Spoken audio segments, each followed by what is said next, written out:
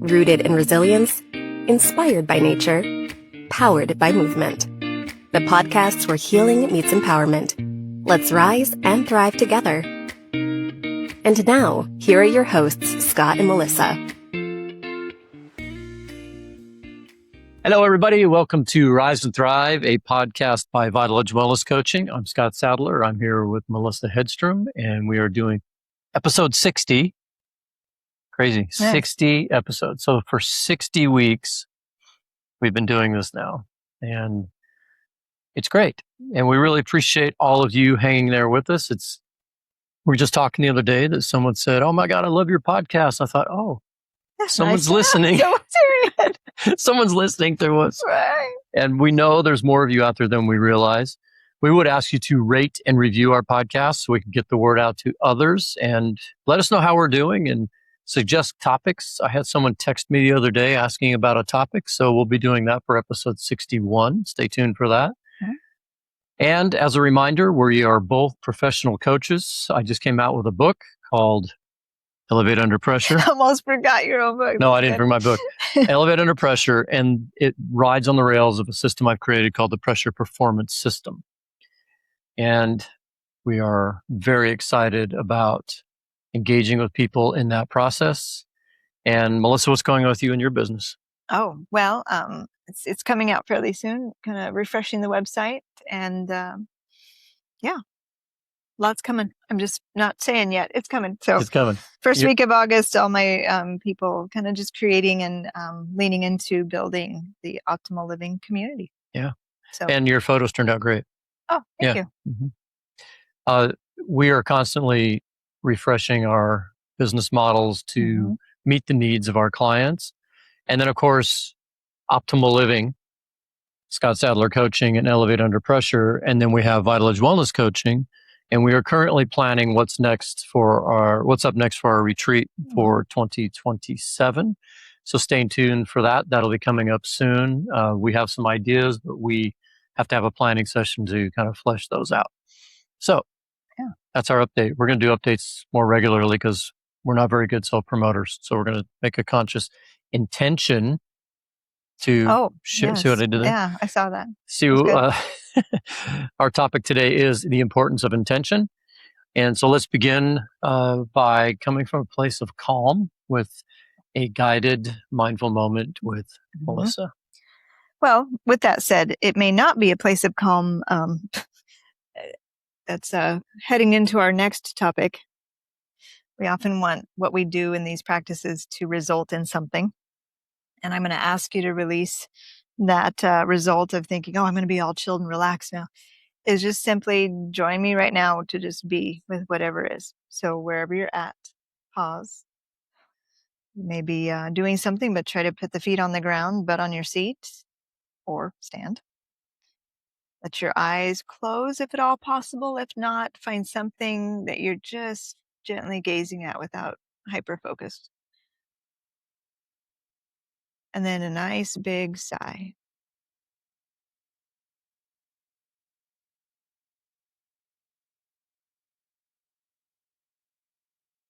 I'm going to ask you to relax your jaw and soften your tongue.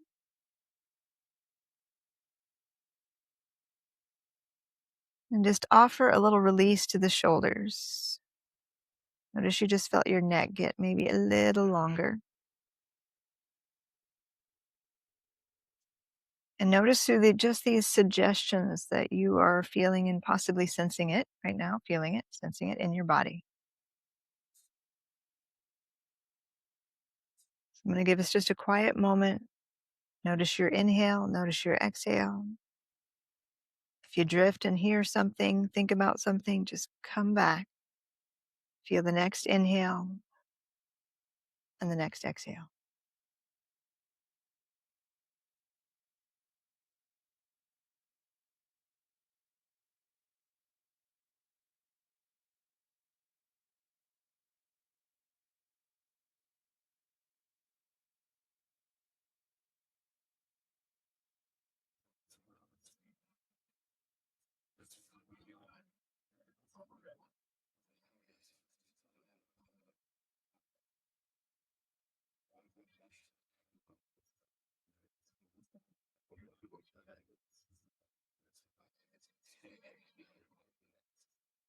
Notice if you drifted off or you were hanging out in anticipation of just continuing.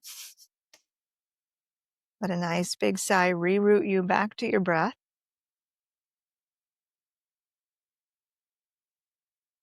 And know that even as you continue to possibly listen to this podcast right now, that you can still be with the breath, the inhale and the exhale. And then you can open your eyes if they're closed and look around a little bit. Mm-hmm. Nice. She won't look at our screen because we have a delay. I don't want to look at the screen, so I'm not going to look at it. It's not you. It's us. It's not you. We can't. The screen's not working right. So most people are just listening to us. That's what we're banking on. There we go. But for those of you who are watching, I'm sure there's no delay, but we have a delay. Yeah. So today's topic is intentionality, and the importance of being intentional in our lives, in our decisions, in our choices. And it's not always easy. A mentor once told me that intention is attention with your involvement. Because we pay attention to a lot of things, but we don't want to be involved in all the things we pay attention to. And sometimes we can become overwhelmed because our attention is being diluted by so many things that require our attention, or the very distractions that don't require our attention that we talk a lot about, such as social media. And so getting very clear about where you want your attention to flow is where your energy will go. And your intentions are supposed to be able to set the next phase of what you'd like to happen in your life. So why is it difficult for people to focus on intentions? Well, I was going to say, before you even begin to tap into your intentions, the practice of just being in the present moment. Because many of us are living in the past or living in the future or the fear of. And so or the wishing of. Or the wishing of, right? And your right now gets clouded by all of that. So just like we did at the beginning, that's part of why I just had us breathe simply in and out. And then notice if you got distracted, and then even notice if you were anticipating, okay, is she going to be done soon? This getting a little long, right? You're already out of the moment. And so many of us have not had a lot of practice, just like, and this isn't slowing down. A lot of people think about, it's like, oh, I'm not going to get stuff done if I'm in the present. You actually get more done. And I think when you're in the present moment, well, I guess we should say, talk about what is the present moment? To be able to then tap into my intention. So what would you say? How do people tap into the present moment? Well, you and I are both believers in the fact that the breath is the place that we can all use to put ourselves more present. I just said this in a presentation I did this morning, and that when you broke the vase and your parents went, they were being very present before they choked you, right? Because they're letting it go. The relaxation is in the exhale. Yeah. And so the body was telling the mind, take a breath. Yeah. We know this intuitively. And so it puts us in the present moment, because that was my grandmother's vase and I'm very upset. That's a past comment. It came from the past. But the future is, I'm about to discipline you. Right. So to be present, find that balance, you take that breath. And then your intentions can come through more purely. Well, it's the pieces in the pause, right? So between stimulus and response, we have that space. And I just visualize this very quiet space. It doesn't have words. And that's where we can open up to what our values are, our intentions are, our innate wisdom, our, intuition. And I think that guides what you want your intentions to be. Right. But if we don't get quiet, we're stuck in that fear of, oh, I lost my grandma's vase, or the future of yeah. And the breath came at a moment of stress to ground you into the moment.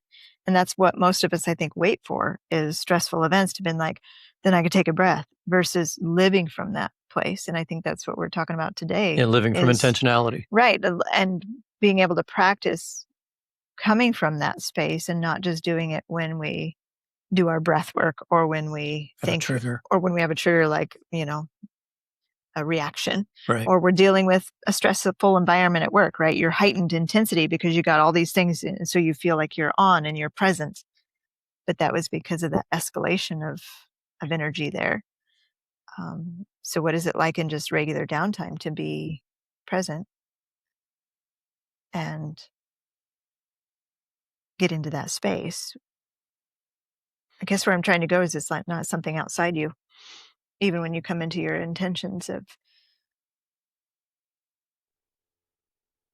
yeah. It's a big topic. It is huge. Right? That's why my brain paused there for a Yeah. moment, because I'm like, we can go in many directions. Well, let's go in a few directions. Intentions are not wishful thinking. Intentions are sending energy out to make decisions for something you want to have, you want to develop, or some way you want to be. So my intention is to run a marathon. Well, you don't just then go out and run a marathon. Mm-hmm. The intention is to run it, and you backtrack from that goal, that intention, to figure out, well, if I do that, then I need to buy some running shoes. If I do that, I need to start eating more healthy. And if I want to do that, I need to train. If I want to do that, then I need to change my lifestyle. And you start to put in these sub-intentions to reach the ultimate intention. And every intention has sub-intentions. Mm-hmm. Or maybe it's something small like, I intend to not hang around with negative people any longer.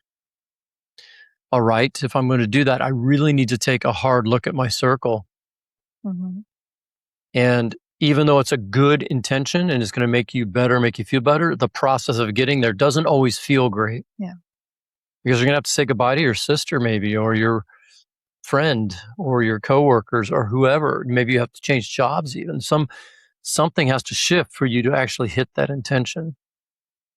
And so then I'd ask, what happens when you get into those sub-intentions? You still want the intention, but you're failing. I can't cut that cord on my boyfriend who's totally negative. Mm-hmm.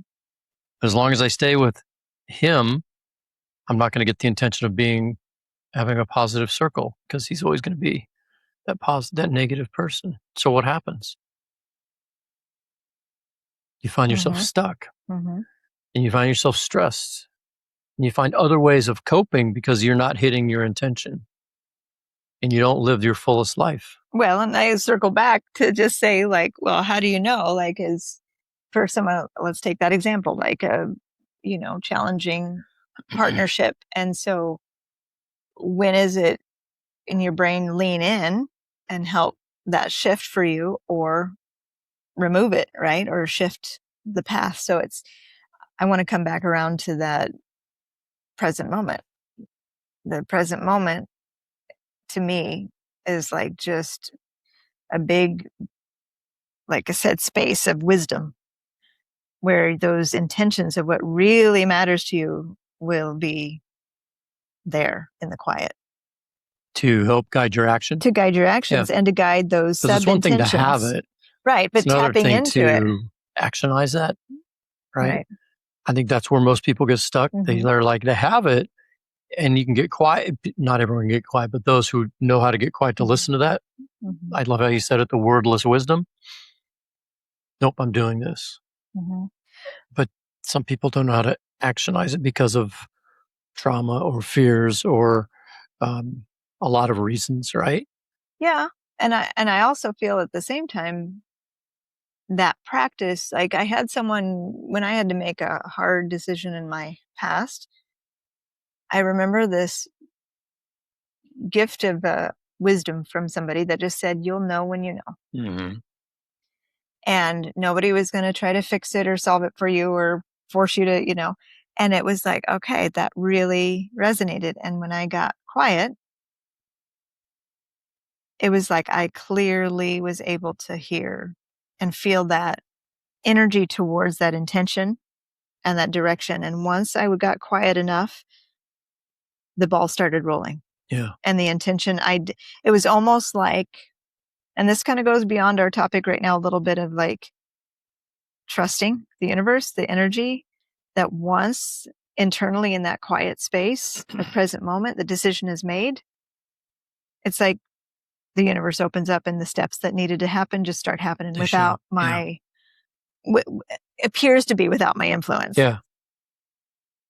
And so, yeah, I don't know where I'm going with that for sure, but Well, I love that. And I've talked about this betrayal I had in the past few years, and that's how I dealt with it.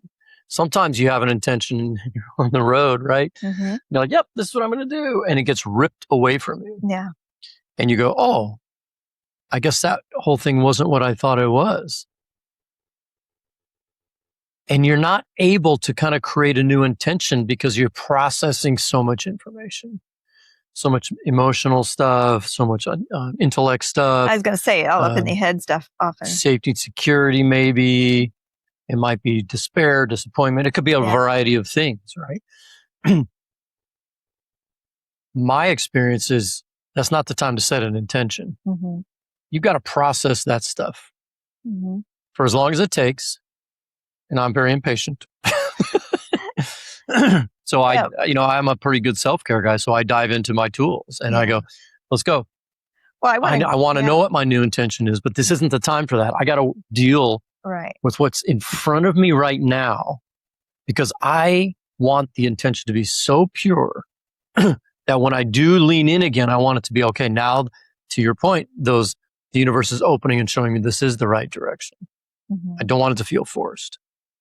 But at the same time, kind of alluding to our next topic, the attachment to that, how you want it to be so pure, but who says it needs to be pure? It's part of the process of what shows up when you get in the quiet versus you trying to control of how you want it to look and the plans you have for it. And alluding to our next topic, I was tied to an outcome. Right. And it was not supposed to be. Right, but I'm even saying your new outcome. I know, but I'm saying I ended up in the situation partly because I was tied to an outcome. Yeah. You had that was my intention. Mm-hmm. When that shifted. You need flexibility towards your intention, is what we're saying. Sometimes your intention is too small. And the universe says, you're thinking too small. You need to be thinking bigger. You have so much more to offer. And so don't be surprised if you set an intention and it seems like a struggle and then a bigger opportunity opens you'd never considered, because there is a lot more at play here than just what you want. Yeah. It's actually sometimes comes down to your life journey. Ooh, we're getting deep now. Yeah. Well, that's it, because I was going to say, when the stuck point, like you said, that I think often happens is because we get mired in that vision of what we thought or that intention that we planned for. And when you said, like, I get impatient, right? And you need to go through it. I think a lot of us, it's hard. It's not tangible. It's elusive of like, what do you mean go through? Like I don't want to go through anything. Individual, like, what does it mean to go through? Like, to get through that stuff, to be able to have your clear intention. And you said, I use my tools. But it's like, again, it's so... And my support. That's why we're so bio-individual. All of us have these individual journeys. So when Scott and I are talking like this, it's not putting it out there that it's right or wrong, good or bad. This is us just having this conversation and sharing kind of our processes and supporting all of us to hang out with. Do you have intentions? What are your intentions in your life that, you're working towards or visualizing, at the same time having that flexibility to see it grow or shift, and also get quiet to tap into that You've heard of tapping into the flow, right? Yes. So it's like getting into that space. Because I think for me, I've experienced is like when I get quiet,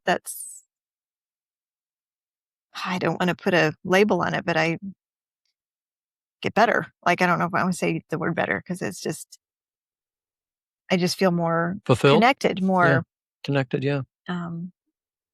It's easy for many of us, I know, to do more. And, a lot of us have grown up you work harder, not smarter. You just keep working harder. And that's a pattern. And and when you start to say, oh, I don't have to do that. I feel like this quiet whisper saying, just slow down, breathe, come be in the space. That may be for you, and some people may need to speed up. Right. Some people may not be doing enough and expecting it to show up magically. So the intention is very different for every being. Mm-hmm.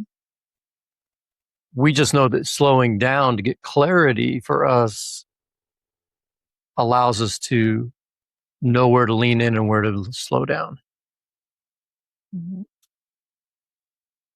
And I do think that, we have a short podcast here, so we could go on and on, but I think we need to mention that we sometimes don't we don't develop our own intentions because we're busy listening to other people telling us, influencing us to do something differently. Using your example, we know slowing down to go fast works very well for us. But for someone who's being influenced by family, friends, or culture that says faster, faster, faster, you got to be able to block that out to be very laser focused if you want to slow down. And that could apply to a lot of things. Like, there are people who are setting bad intentions right now in the world. Mm-hmm. They're using this power for evil, for bad things. It's not just about good things. And so finding your own rhythm and tuning out the rest long enough for it to take root is very important. And I know we use the analogy a lot about the garden, but there's a process that has to happen in the soil when you plant a seed. You don't plant the seed and go out there and yell at it to have tomatoes immediately. Right. It doesn't work that way. The intention is to have tomatoes at some point, but while nurturing that plant and allowing it to fruit.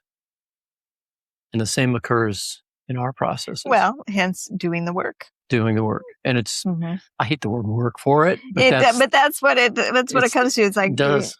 I think because, work can be positive, but work also can be hard. Yeah. And I think that's why maybe is an okay word, because when you do the work, you're showing up with maybe the parts of you that just wanted to show up. Yeah. And then there's parts of you that, are holding you back. Patterns or, what you learned growing up, all those different things, or influence of others and pressures and different things. And so it's like you said, to clear that space. And so I feel like we're coming full circle again. It is oftentimes when people are out there with bad intentions and those things going on in the world, it's past and future stuff. It's not in the present moment. Absolutely. So if we keep returning to that and practicing it, when I say that, I feel like it sounds like it's something outside us. And it's really ultimately just tapping in beneath. It's one of my favorite books, Beneath the Noise. Yeah. So to just literally direct your life and your intentions from that space and not from the outer spaces, the shoulds and the supposed tos and the have tos and got tos. Yes. I think if everyone could discover that, it'd be a different approach to life, and there'd be a more joyful living rather than so much sadness and depression and anxiety. We are living in a collective, society-based kind of race, and yet our individualism is very important. So on that note, I think that the intentions you set can start out as small with practiced intentions. I'm going to walk the block every day. And the practice of setting that intention can expand from there.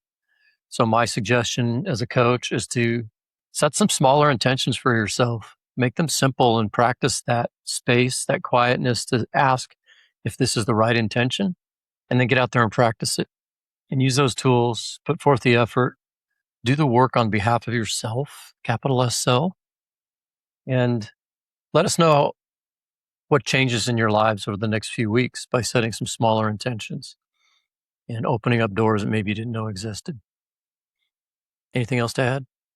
No, that sounds good. Does sound good, doesn't it? It does. I'm thinking of things I need to do for my own intentions. Well, last but not least, it's like the little things, the small intention of, putting my feet on the ground when I get out of bed and saying it's going to be a good day. Mm-hmm. Whatever Right. that means. Good, including the good or bad. Doesn't Right. mean depending on the lens you look through, it's just a day, but I can set the intention of an energy, and it could be as small as that. Love it. Find your practice. Keep us informed. And thanks for joining us on Rise and Thrive. We'll see you next time. And we'll talk about not being tied to outcomes. We'll continue this conversation. Yes. Take care of each other, and don't forget to take care of yourself. We'll see you next time. Thanks for tuning in to Rise and Thrive, a podcast by Vital Edge Wellness Coaching. If you found this episode meaningful, please rate, review, and share it with someone who might need it. For upcoming retreats and to join the Vital Edge Wellness community, head to vitaledgewellnesscoaching.com. Let's rise and thrive together.